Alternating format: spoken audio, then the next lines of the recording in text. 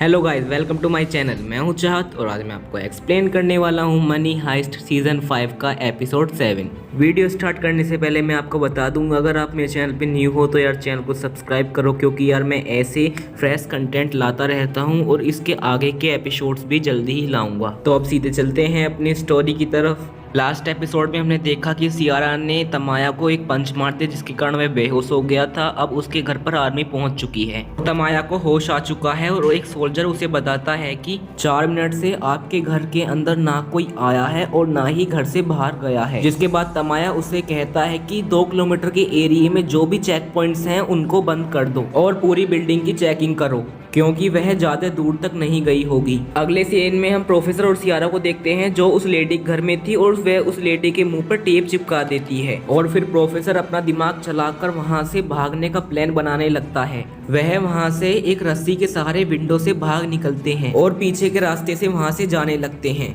बाहर आने के बाद उनको पता चलता है कि चारों तरफ आर्मी फैल चुकी है और हर व्यक्ति को वह चेक कर रहे हैं। उन आर्मी के सोल्जरों से बचने के लिए वह फिर से एक घर में घुस जाते हैं, जहां पर सियारा अपनी पिन की मदद से दरवाजा खोल लेती है और फिर वे दोनों अंदर घुस जाते हैं। प्रोफेसर विंडो से देखता है कि बाहर बहुत आर्मी आ चुकी है और वे एक एक करके अब सभी घर को चेक करेंगे। अगले सीन में हम बर्लिन को देखते हैं जिसने सालों पहले इस चोरी का प्लान बनाया था। बर्लिन प्रोफेसर को अपना प्लान बताता है, बट प्रोफेसर उसके प्लान में कहीं कहीं पर गलतियां बताता है। बर्लिन का प्लान कहीं हद तक एक सक्सेस प्लान था, इसलिए प्रोफेसर उसका प्लान पूरा सुनता है। जिसके बाद बर्लिन पलेर्मो को बताता है कि वह उसके साथ काम करने के लिए तैयार है और फिर उसी रात को बर्लिन और पलेर्मो प्रोफेसर के पास पहुंचते हैं और प्लान के बारे में बताते हैं। यहाँ पर पलेर्मो प्रोफेसर को प्लान के बारे में बताता जाता है और प्रोफेसर उसमें डाउट निकालता जाता है और फिर बर्लिन और पलेर्मो मिलकर उसका सॉल्यूशन प्रोफेसर को बताते जाते हैं। दूसरी तरफ हम देखते हैं कि प्रोफेसर और सियारा के पास घर में छिपने के अलावा और कोई रास्ता नहीं था, इसलिए प्रोफेसर वहाँ पर एक सोफे को चीरकर उसमें छिपने की जगह बना लेता है। और फिर हम देखते हैं कि सोल्जर उनके घर के बाहर आ चुके हैं और फिर सोल्जर्स घर के अंदर की चेकिंग करते हैं, बट उनको घर में प्रोफेसर और सियारा नहीं मिलते हैं। और फिर जैसे ही वो सोल्जर घर से बाहर जाने वाले होते हैं तभी उनको एक बच्चे के रोने की आवाज सुनाई देती है। उस बच्चे की आवाज सुनकर सोल्जर्स फिर से घर के अंदर आ जाते हैं और फिर से चेकिंग करने लगते हैं। जहाँ पर प्रोफेसर और सियारा छिपे हुए थे उस सोफे के ऊपर एक बिल्ली भी थी और फिर प्रोफेसर उस सोफे को हिलाता है और फिर उसके ऊपर बैठी बिल्ली मियाओ बोलने लगती है और फिर सोल्जर्स को लगता है कि वह किसी बच्चे की आवाज नहीं थी, वह बिल्ली की आवाज थी, इसलिए वह वहाँ से चले जाते हैं। इस सीन में हम देखते हैं कि बैंक ऑफ स्पेन में 100 टन सोने को पिघलाने का काम स्टार्ट हो चुका था और सभी लोग मेहनत से यह काम कर रहे थे। हालांकि अभी एक्सटेंशन पंप का स्टार्ट होना बाकी था और फिर पलेर्मो उस एक्सटेंशन पंप को स्टार्ट करता है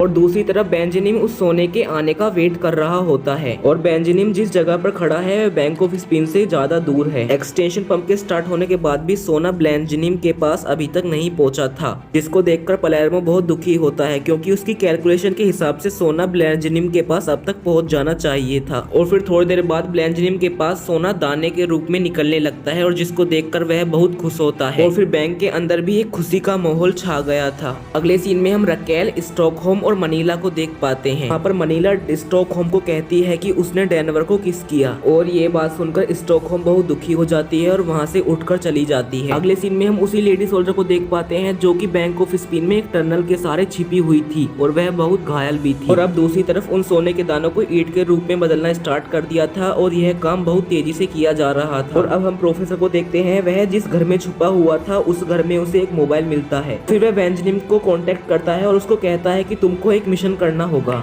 और जब बेंजामिन ये बात सुनता है तो वह तुरंत मार्शलिया के पास जाता है और उसको इस मिशन के बारे में बताता है कि प्रोफेसर ने हमको यह मिशन दिया है। इस मिशन के दौरान हमको पता चलता है कि वह एक कचरे की गाड़ी को हाईजैक करते हैं। वे फिर उन लोगों को बंदी बनाकर फिर उनसे उनके कपड़े और गाड़ी को लेकर वहाँ से चले जाते हैं। माया के घर के बाहर आर्मी लगी हुई थी और वहाँ पर जो भी वाहन आ रहा था वहाँ पर उसकी चेकिंग हो रही थी। प्रोफेसर का प्लान था कि उस कचरे की गाड़ी के सहारे तमाया की बिल्डिंग से बाहर निकलने का और फिर आर्मी उस कचरे की गाड़ी की चेकिंग करती है और फिर उसको अंदर जाने देती है। फिर वे लोग कचरे के डिब्बे को गाड़ी के अंदर भरते हैं और उन कचरे के डिब्बे के अंदर ही सियारा और प्रोफेसर होते हैं और जैसे ही वो उन डिब्बे को ट्रक में पलटते हैं तो सियारा और प्रोफेसर ट्रक के अंदर आ जाते हैं। अब प्रोफेसर बाहर आ चुके थे तो सभी लोग बहुत खुश थे और प्रोफेसर भी बहुत खुश थे क्योंकि उनके बिना बेंजामिन ने बहुत अच्छा काम किया। और यहीं पर इस एपिसोड की एंडिंग होती है। तो गाइज आपको ये वीडियो कैसी लगी? अगर आपको ये वीडियो अच्छी लगी हो तो चैनल को सब्सक्राइब एंड वीडियो को लाइक कर देना। Thank you.